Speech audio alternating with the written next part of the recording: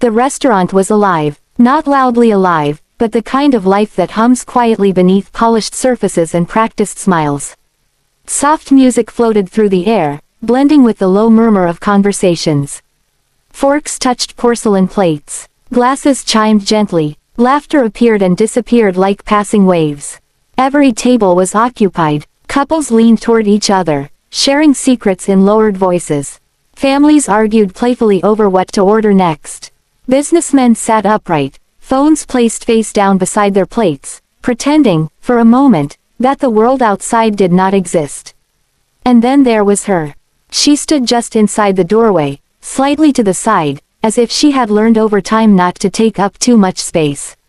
The automatic door slid shut behind her with a soft hiss, sealing her inside the warmth of the restaurant, and outside the warmth of belonging. She adjusted the strap of her old handbag on her shoulder. The leather was cracked at the edges, softened by years of use. Her fingers tightened around it, a habit she wasn't aware of anymore, like holding on to the last familiar thing in unfamiliar places. Her eyes moved slowly across the room. Table after table, chair after chair, occupied. She wasn't surprised. She never was. Still, hope has a strange way of surviving, no matter how many times it is disappointed. Somewhere deep inside her, a small voice whispered, "Maybe this time." She took a cautious step forward. The waiter noticed her then, a young man with neatly combed hair and a tired smile. He hesitated, glancing at the room, then back at her. His eyes carried the look of someone already knowing the answer before the question was asked. "Excuse me," she said softly. Her voice was gentle, trained over years not to demand, not to disturb. "I just need a place to sit." The waiter shifted his weight from one foot to the other. He glanced again at the tables, as though one might magically empty itself if he looked hard enough. "I'm sorry," he said, lowering his voice. "We're full right now." She nodded immediately. Of course they were. "That's okay," she replied, offering a small smile, one that reached her lips but never quite made it to her eyes. "I'll wait." He hesitated again. "It might take a while." "That's fine," she said. "Thank you." She stepped back toward the wall, careful not to block the path of passing servers. She folded her hands in front of her, standing patiently like someone waiting for permission to exist.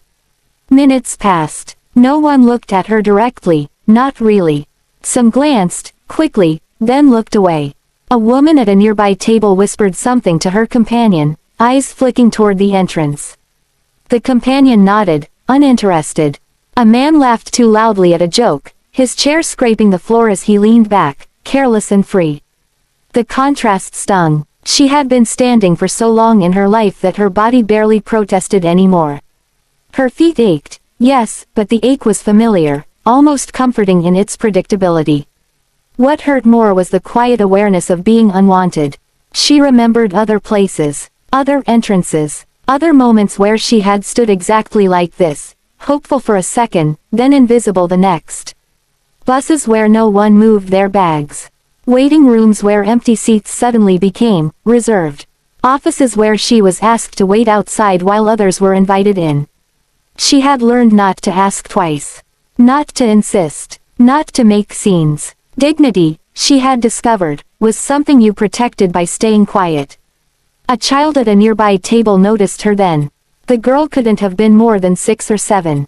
She stared openly, curiosity unfiltered by social rules. Her feet dangled above the floor as she swung them back and forth. "Mama," the child whispered, pointing. "Why is that lady standing?" The mother glanced up briefly, then placed a hand over the child's fingers, gently lowering them. "Eat your food," she said softly, not unkindly, but firmly.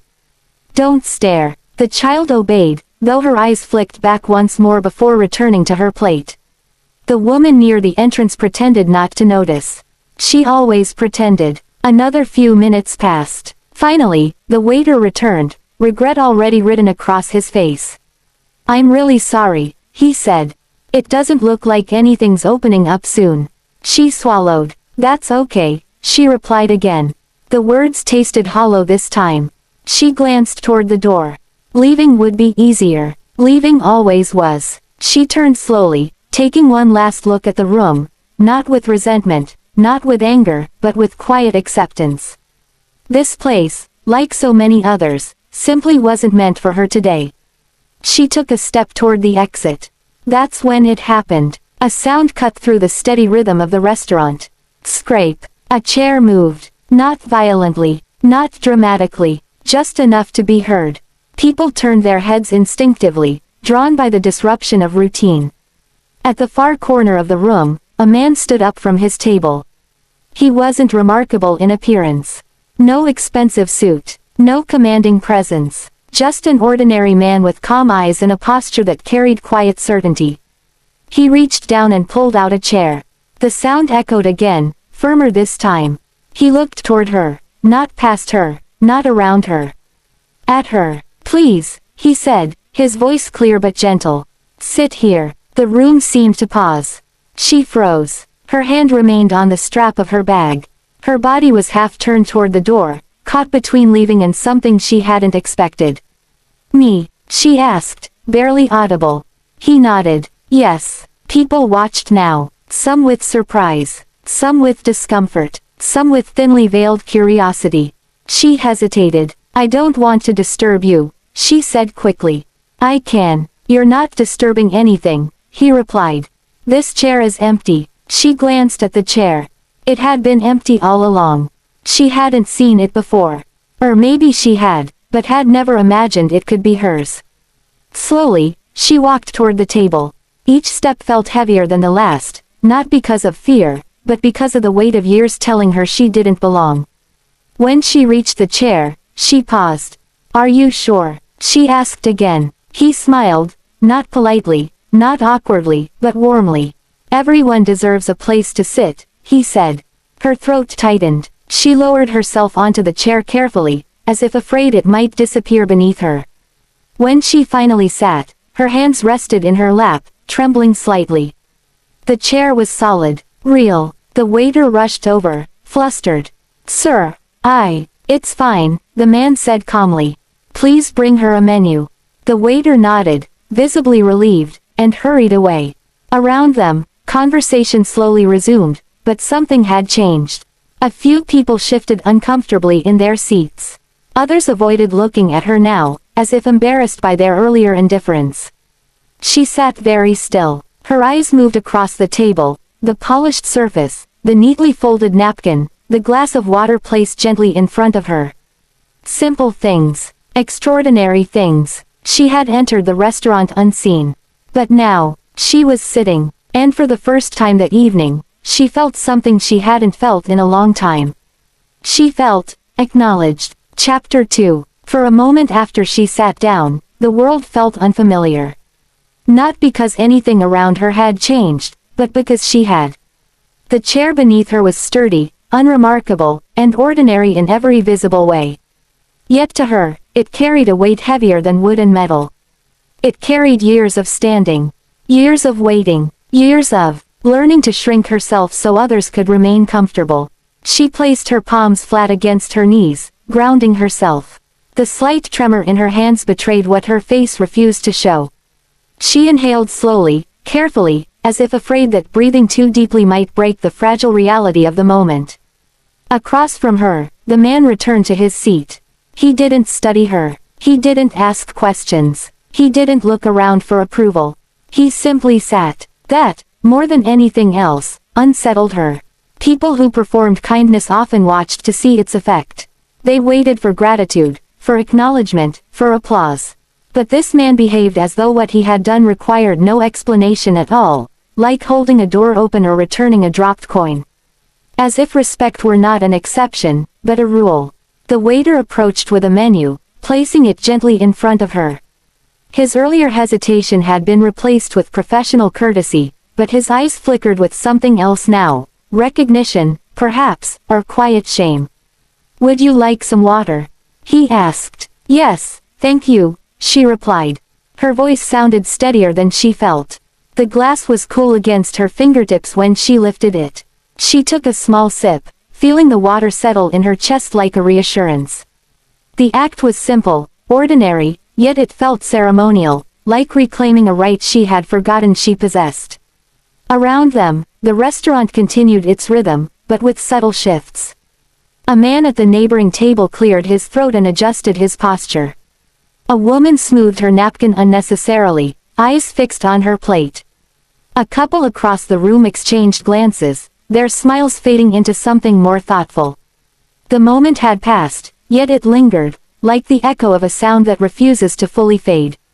She noticed these things without fully understanding why. What she understood was this. She was no longer invisible. The man across from her picked up his cutlery, then paused. "I hope you don't mind," he said, his tone even. "I was just finishing my meal." "Not at all," she replied quickly. "I'm grateful, truly." He nodded once, accepting the words without ceremony. Silence settled between them, not awkward, not heavy. Just present. She opened the menu, her eyes moving across the options without really seeing them. Prices, descriptions, combinations of flavors, choices. She wasn't used to choices in places like this. Usually, she ordered what was cheapest, fastest, least inconvenient.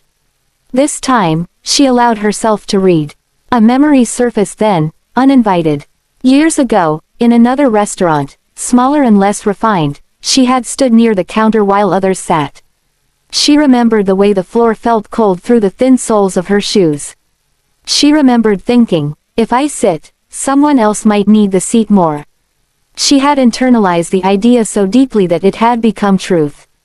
Now, sitting here, she felt the echo of that old belief pressing against her chest.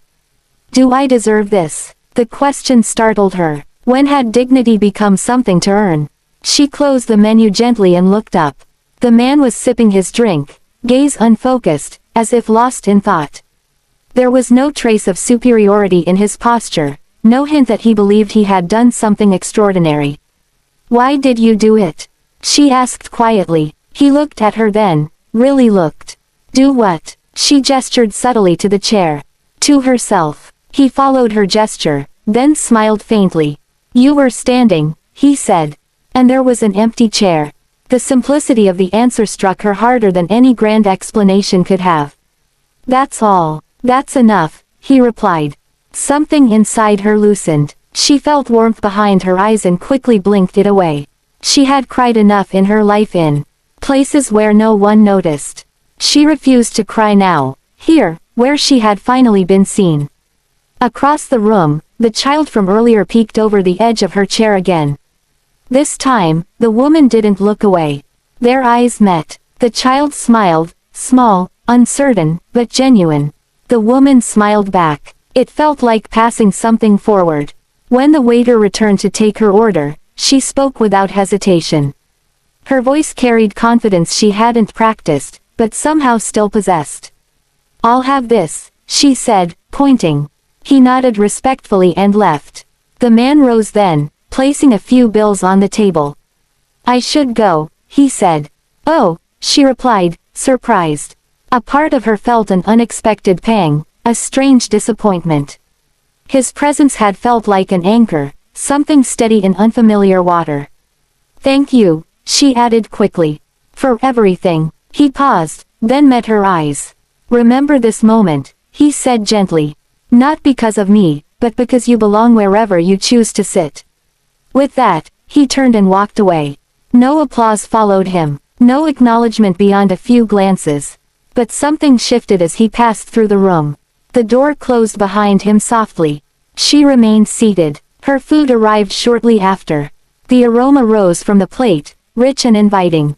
She took her time, savoring each bite, not because it tasted better than anything she'd eaten before, but because she was eating it without apology. Around her, people began to relax. A man pushed his chair back slightly, creating more space for the aisle. A woman gestured to an empty seat at her table for someone standing nearby.